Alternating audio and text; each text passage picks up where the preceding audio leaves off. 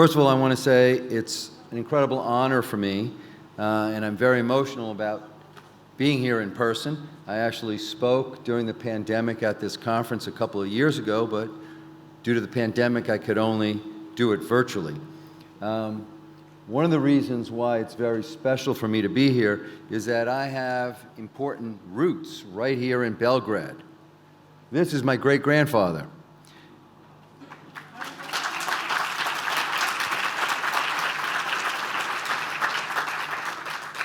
He was born in Belgrade. He became a physician, scientist, biologist, founder of the Serbian Academy of Sciences, founder of the Serbian Red Cross, became mayor of Belgrade, and prime minister of Serbia. He was always held out as an example to me, one of the reasons I became a physician, scientist, biologist. And in some ways, he established the roots of the life sciences in Serbia, which this is the legacy of. And I have to say, I am very impressed with how the Minister of Science, Technology, and Innovation, Dr. Jelena Begovic, seems to be not only carrying out this legacy, but taking it to the next level. So I'm here to talk about, how to promote radical innovation for the benefit of humanity, and why rethinking everything that we think we know may be the biggest key to that. In a bit, I'll tell you a little bit more about me and my company's track record, which might give you a bit of a reason to at least consider what I have to say. But first, I want to sort of perhaps get a little controversial here. We are at a conference celebrating AI and its importance to the life sciences. At Regeneron, we use AI and big data as much as any company. In fact, we're recognized for having generated the largest human sequence and EHR-linked big data set in the world, founded on the largest collection of human sequences in the world. But the real question is AI and big data the answer to promoting radical innovation and creativity?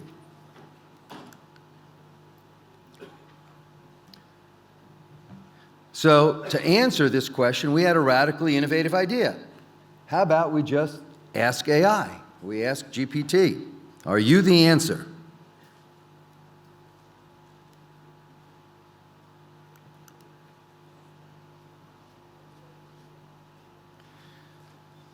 And AI tells us that AI can contribute to innovation. However, human creativity is crucial for radical innovation. AI lacks the ability to make creative leaps beyond the data. If you think about it, AI is entirely trained on everything that we know and everything that we've already done. But it cannot leap beyond its training. It cannot think outside of the box. Dr. Begovic mentioned it. Will AI ever be able to be creative? Right now, the essence of the technology has no creativity in it whatsoever. You will need an entire quantum leap to a new kind of AI in order to be creative. We may never achieve it. So, if AI is not the answer, where can we look for answers?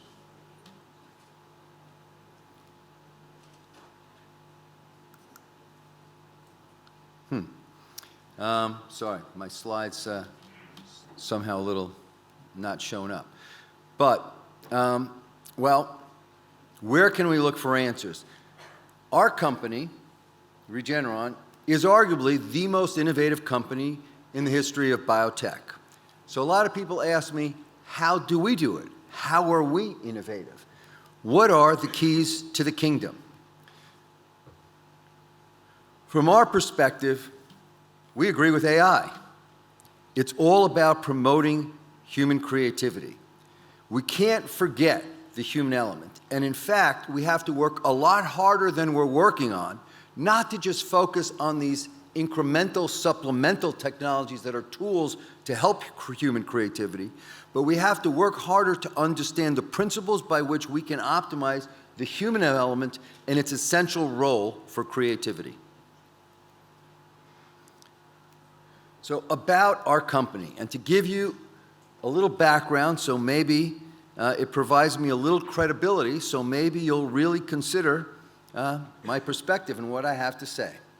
Let me tell you a little bit about us and how we promote radical innovation for humanity. We're always trying to live up to our motto of doing well by doing good. And for us, in our field of biotech, our definition of doing good is coming up with effective new medicines for the many patients and diseases that had no previous treatments.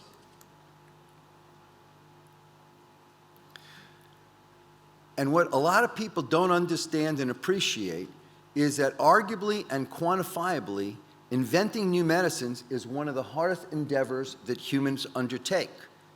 Why? And what are the numbers? There are 5,000 to 10,000 biopharmaceutical and biotech companies in the United States alone. Yet only 20 to 40 new medicines are approved each year. And most are not really new medicines. They're either Me Too's, follow-ons, or they're not for big diseases, they're for rare diseases. So if you look at the numbers, less than 1 in 100 companies is successful in creating a single approved medicine. There's no other business that you can imagine that is so difficult to be successful, where the rates of success are so low. Even for the largest companies, success is very difficult. They don't invent their new drugs. Many of you may have seen the attacks on the largest biopharmaceutical company, Pfizer, recently, for being so unsuccessful with their approach. What the biggest companies do is they don't invent their own drugs. They look in the entire ecosystem over these thousands of companies, and they try to buy or in-license what they think are the rare successes in the industry. And unfortunately for them, and as they've been widely criticized, that approach has not been working for them over the last 5 to 10 years. So can you imagine any other industry where less than 1 in 100 companies has even modest success, and the vast majority of companies go out of business, and the largest companies can't figure out how to succeed? So when we started Regeneron, we wanted to build a different type of company. I think after 35 years of recognized innovation, after inventing and discovering over a dozen new medicines, we feel that we've started to do that, but we feel that we're also just getting started. The numbers support the fact that we have created a very different kind of enterprise. We have become one of the top 10 largest biotech companies in the world, and we're the only large-cap biotech company founded and still run by physician scientists. We do think that that makes us special. We're the only large-cap biotech company that invents all its own medicines. We have more than 10 times the industry success rate, and it's all driven by our own technologies that we invented. And what do these technologies deliver? The leading medicines to fight blindness, diseases like asthma and other allergic diseases, heart disease, cancer, and even cures for Ebola and for COVID-19. And just to give myself a little personal credibility, I myself have been ranked among the 10 leading scientists in the world by the Institute for Scientific Information, and I'm actually principal inventor of 2 of the world's top 10 leading medicines, as well as several other medicines, including Eylea and Dupixent, which have helped millions by reversing or preventing blindness and by treating allergic diseases from asthma to atopic dermatitis. And I've also led the discovery and invention of many of the world's critical and most productive biotechnologies. So we have the track record, we've done it, we've been recognized as being perhaps the most innovative company in biotech history. And the question that we constantly struggle with is, how can we optimize the most important aspect of what we try to do, which is innovation? And for us, it all starts with humans. We believe that human-based innovation is our most important weapon in our most important war, that for survival of our species against the myriad existential threats that we face, from disease and the healthcare burden, which is increasingly becoming unmanageable, to climate change and environmental threats, and to the sociological drivers that distract and divide us from a united global effort for our own survival and advancement. So how do we think about it? How do we try to optimize it? We try to identify the principles that are requisite for innovation, and we try to figure out how to best promote it within our culture, within our ecosystem, and within all of our scientists and our scientific efforts. And these are fundamentally the principles that we've developed and we follow. First, and perhaps most importantly, you have to be willing to risk failure. You have to understand that if you're going to do something that's so hard to do, that less than 1 in 100 companies even do once, you're going to be failing a lot, and you're going to have to figure out how to engineer around those failures if you're going to really survive. So to do anything that eventually will be a great advance, you have to understand that every day that you're doing it, you're risking failure. The second thing is that while you have to believe that risking failure is critical to leading to great advances, you shouldn't believe in almost anything else. You have to challenge everything. You have to have what we call a beginner's mind. I personally hate the fact that during the pandemic, all these people were talking about believe in the science. That violates the first rule of science. The first rule of science is you don't believe the science, you challenge it.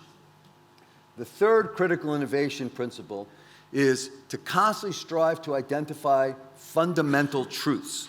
What so many people don't understand is that most truths that we currently believe in that sound so complex when they teach it to you in school aren't actually true.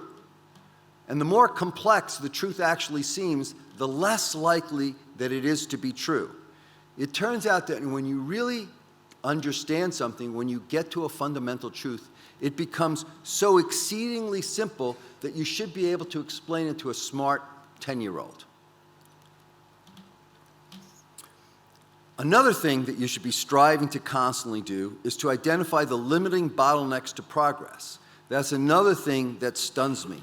How often people don't stop to say, why can't we do this? What's keeping us from doing this? What's keeping us from making incredible progress? They don't stop to try to figure out the limiting bottlenecks to progress. Once you identify fundamental truths, and once you understand what the limiting bottlenecks are to progress, you realize that often these very fundamental truths themselves can lead to creative, simple solutions for these limiting bottlenecks and leading to great advances. And in our business, in the biotech world, these advances, these simple solutions are often breakthrough platforms that can repeatedly deliver new medicines and new cures. So as I said, these are the key innovation principles that we've developed over time, that we've built our entire company around, and that have been driving our unprecedented success over the last 35 years. The willingness to risk failure, the drive to challenge everything, to have a beginner's mind, to not believe any of the science that you learn, to instead always search for fundamental truths, to realize that everything that you're taught that seems so complicated is probably wrong, and when you get to the real truth, it's incredibly simple. So simple, a smart 10-year-old can understand it.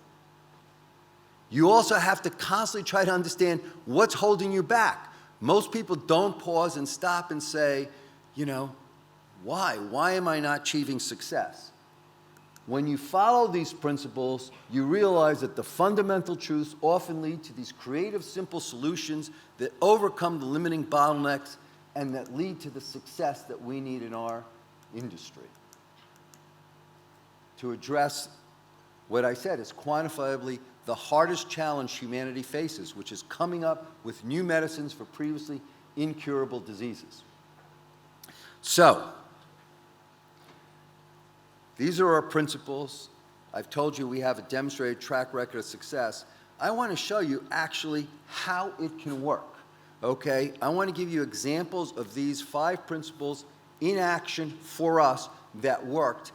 And when we followed these principles, they actually led to exactly what I'm talking about. Great advances that changed the practice of medicine, delivered game-changing medicines to patients that previously had no hope. So, this is my first of 3 examples I'm going to give you. When we started Regeneron, about 3 decades ago, most drugs were what they called small molecules or chemicals. What people didn't even think about is that small molecules could not effectively block growth factors.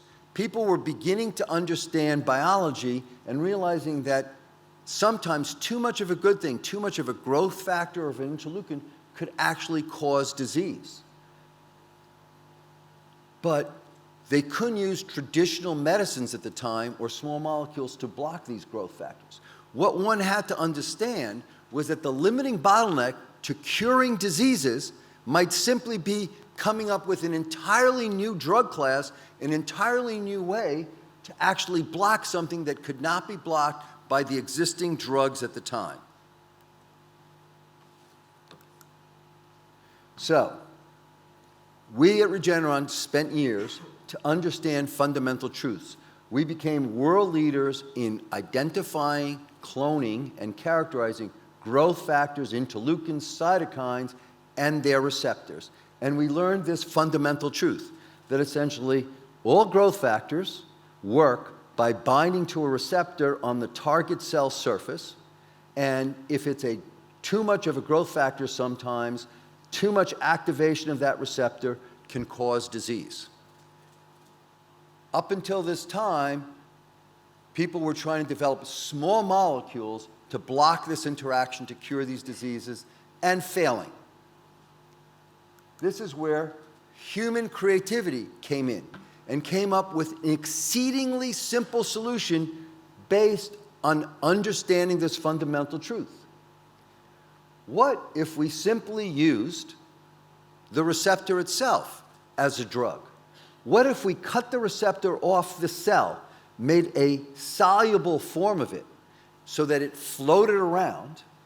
Wouldn't they act to intercept the growth factor before it got to the receptor and act as blockers of this symptom? So we understood a fundamental truth, and we came up with a human creative solution. AI could never do this. This is so simple that if you think about it, if you gave all these facts to a smart 10-year-old, they should be able to come up with a solution. Why was it that nobody else came up with these solutions? Because they weren't focused on understanding the fundamental truth and understanding how they could use it to address the limiting bottleneck. And this, for us, at Regeneron, led this one simple idea, and this approach, based on our innovation principles, led to 4 FDA-approved medicines, including one of the most important medicines in the world, one of the world's top 10 leading medicines, EYLEA, which is the world's leading treatment to reverse and prevent blindness due to macular degeneration, diabetic eye diseases, and an assortment of other diseases. So this is one example of how it can work very effectively. fundamental truths, identifying limiting bottleneck, overcoming the dogma of small molecules are the most important drug class, putting the fundamental truth with the limiting bottleneck, new drug class, game-changing drugs to treat previously untreatable diseases. Here's another example. In some ways, similar principles. I think that now we all understand and appreciate that antibodies are nature's natural medicine. But when we started Regeneron, there was only one FDA-approved monoclonal antibody. Why was this? Because at the time, we were limited by dogma and the limiting bottlenecks. At the time, antibodies could only be derived from other animals, other species, and given to humans. But they were very limited in their use because as humans, we reject all foreign proteins and foreign antibodies from other species. So antibodies, though very powerful and nature's natural medicines, could not really be used as a general drug class. So what's the fundamental truth? Well, when I was a graduate student with my incredible mentor, Fred Alt, we learned the critical aspects of how immune genes come together to encode antibodies. Once we understood that fundamental truth, we used human creativity to address the dogma and the limiting bottleneck. So based on our understanding, we proposed back in 1985 to turn mice into a human antibody drug factory by properly incorporating human immune genes into a living mouse. So we proposed this in 1985, but at the time, we noted that the technology to do this, to turn a mouse into a human antibody drug factory, did not yet exist because we couldn't put human genes properly into a mouse. So we spent more than 10 years developing the appropriate technology to engineer the mouse to put in precisely humanized immune genes so we could get a precisely humanized functioning system in a mouse. We created the VelocImmune mouse. So same exact principles that led to us to create the soluble receptor drug class leading to one of the world's top 10 leading medicines, meaning Eylea, we used the same principles to now create a new drug class, or rather to enlarge a previously very limited drug class. So this VelocImmune mouse that we created has led to multiple FDA-approved medicines, including another blockbuster. Just like Eylea was a blockbuster, Dupixent is a blockbuster. I'm going to get back to Dupixent because I think it's such an important story and such an important drug.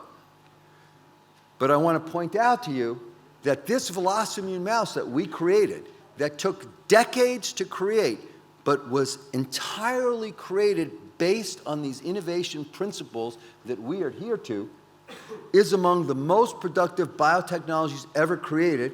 It's led to more FDA-approved medicines than any other biotechnology, including, as I said, one of the world's most important and leading medicines, Dupixent.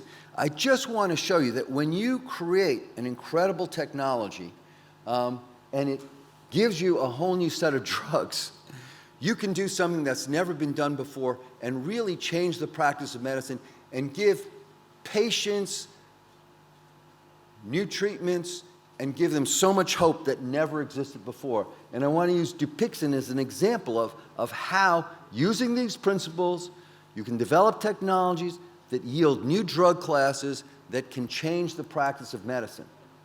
So Dupixent is now the world's leading treatment for 6 different types of so-called type 2 allergic diseases. And there will probably be 2 or 3 additional approvals over the next year or two.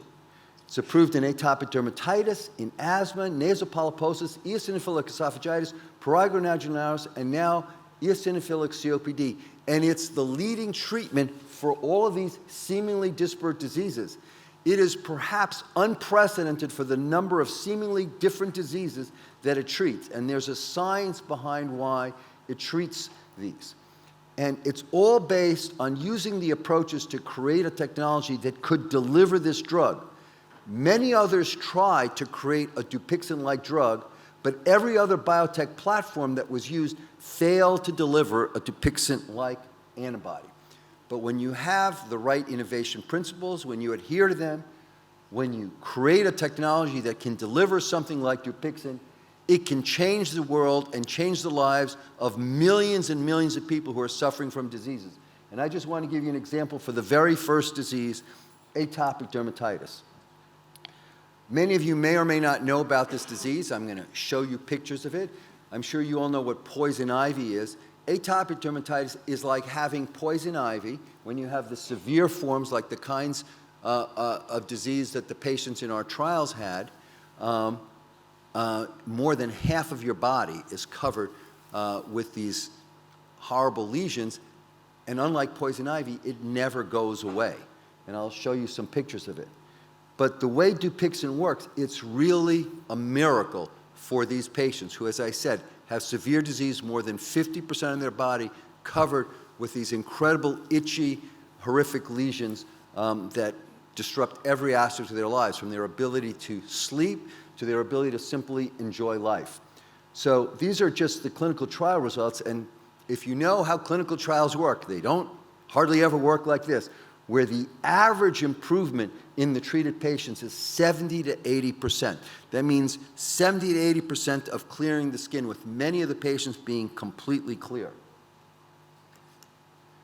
But as they say, a picture sometimes is worth, 1,000 pieces of data. It really shows you how horrific the disease is. This is a poor child who's suffering from this disease. You can see she has these lesions all over her body, and not only do they look horrific, but they're incredibly itchy. It's like having poison ivy that never goes away. This child's life and her entire family's life was destroyed by this poor child having this disease. I can personally empathize because this disease runs in my family. One of the reasons that I worked for more than 30 years to come up with a treatment for this disease, my own daughter suffered like this, and she's one of the millions of patients who are now essentially cured because of this treatment that I personally worked on and invented. And you can see how dramatic the effects are, and most importantly, it gave this child and her entire family their lives back. She went from being a child who was constantly suffering to being a normal kid who could love and enjoy life. This is why we do what we do, and you can do this if you really adhere to these principles that I'm talking about that allow you to create breakthrough new technologies that can deliver game-changing new medicines. So the last example that I want to share with you is this one. So I just told you about antibodies, and I already told you that antibodies are nature's natural medicines, and based on the advances that I just showed you by our company, Regeneron, but also a lot of other companies have really also now contributed to these, what are called fully human antibodies have gone from being essentially non-existent to perhaps the most important leading therapeutic class. But despite that, this doesn't mean that there has to be an end to human creativity and human innovation. So the state of the art just a few years ago was that antibodies have two identical arms that both bind to the same target. So Dupixent's two arms bind to the same thing to block the receptor for these two critical interleukins that cause all those diseases that I just showed you. So what was the fundamental truth? We became the world leaders in inventing and producing human antibody therapeutics and totally understanding the nature, the basis of the structure and mechanism of these antibodies. And once again, something that you couldn't do with so-called AI or any other approach, it took simple human creativity to come up with an incredibly simple idea. Instead of just regular antibodies, nature's natural medicines, what if us humans created a little twist on nature's natural medicines? instead of having the two arms of the antibody bind to the same exact thing, what if we had one arm bind one thing and the other arm bind something else? We call these so-called bispecific antibodies because they have two specificities. And our first idea was, well, what if one arm bound to a cancer cell and the other arm bound to a killer T cell? This could drive specific immunotherapy right to the cancer cell that you wanted. And this is now proving revolutionary. So Regeneron was the first to put these so-called CD3 bispecifics into human trials. We now have the largest portfolio of clinical stage bispecifics. So think about it. The company that innovated and created the soluble receptor class of drugs and became leaders there, that also pioneered fully human antibodies to help create that class, is now pioneering the next generation of biologicals, which are bispecific antibodies that look like they're changing the face of cancer treatment, just like we changed the practice of medicine in all these other arenas. And here's just one example of one of our most exciting bispecific antibodies. It is targeted, it targets killer T cells to myeloma, that's a blood cancer, in last-line patients that in general have less than 6 months to live. We're seeing complete responses in 50% of the patients. This is the highest reported response and complete response rate in this field for these refractory relapse myeloma patients. It works after CAR T. It's really very exciting, and it's not only exciting for this tumor class, but for many other types of cancers. So what I've given you are 3 different examples of how we used these innovation principles that we learned, that we tried to optimize, and we tried to permeate throughout our ecosystem and to all of our scientists, that have allowed us to use a variety of tools from big data and AI, but that are fundamentally founded on the most limiting aspect. I'm telling you, you got to understand what's limiting. What's limiting is not AI. What's limiting is not big data. What's limiting is not any other tool. What's limiting is human creativity. And what we have to do is do our best to understand what underlies it and what we can do to define these principles and optimize them in whatever ecosystems we want them to operate in.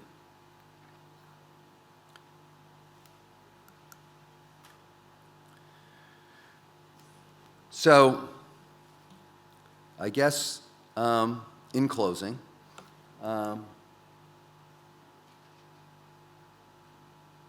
guess I just wanted to say that once again, when I asked the question about what's the most critical aspect for human creativity and innovation, we agree with AI that obviously AI is an important tool and it's an incremental tool, but the most important component for true innovation and for true creativity is the human element, which is what is limiting and what is the only thing that right now can actually deliver incredible new advances that can really change the world. We've shown that if you can understand the principles, you can operate by the principles, and you optimize these principles, you can create incredible, unprecedented success in our world and in our industry, which is delivering practice-changing medicines to patients and to the world. And we believe these approaches can be applied to all the other existential threats that mankind, humanity, suffers from. So thank you so much for your attention, and I don't know if there's time for questions.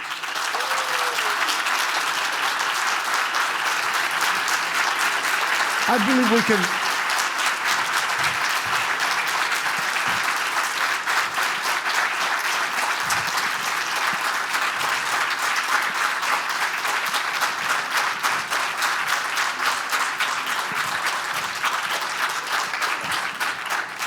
Well, I believe... And I guess I apologize to Elena. She's great, but it's going to be a long time before she makes that quantum leap to substitute for human creativity and innovation. I just wanted to say that this applause, this loud applause, was really in contradiction with a total silence that was during your lecture. I think it was great. So we have a time. I mean, we need to make time for a question or two, maybe. Zoran, can I just say thank you? Try. Thank you very much, Doctor, for what you just told about me. Thank you so much. Is there? Yeah, there's one question here.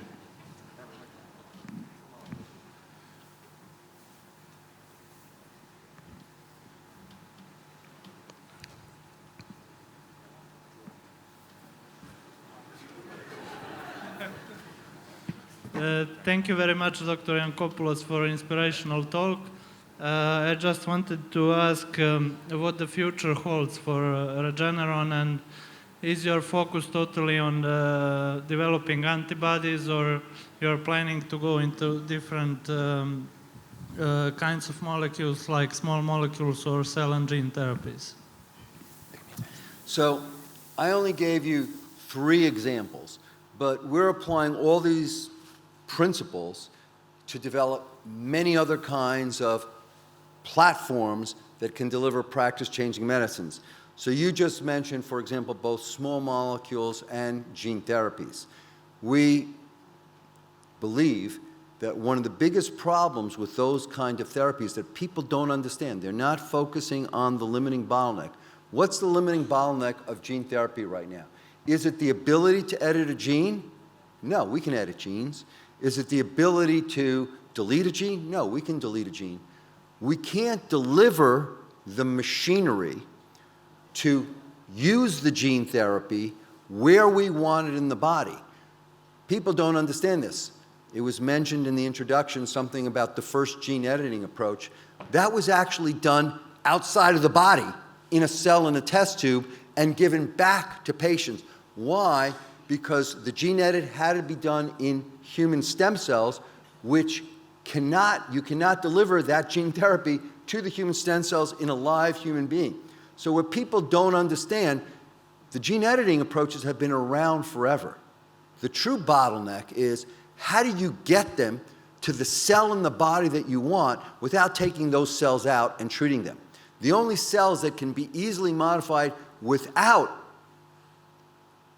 dealing with this delivery problem are the liver, because the liver is sort of the human garbage can of the body and just sucks up all the gene therapies. So once again, at Regeneron, a number of years ago, we thought about this.